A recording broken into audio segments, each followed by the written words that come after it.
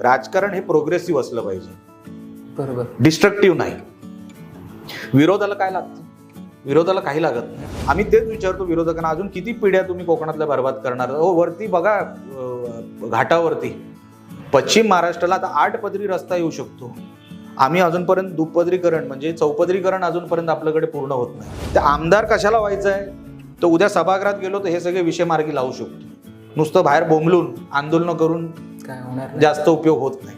हे जे विषय कळतात, ज्याला फायनान्स कळतो ना साहेब, त्यांनी ह्या विषयामध्ये खरोखरच खूप काही करण्यासारखं आहे आणि ते करावं. कोकणालाच त्याची गरज आहे. डबल ट्रॅक होईल, 5 तासात माणूस आपल्या गावात पोहोचतो. बरोबर.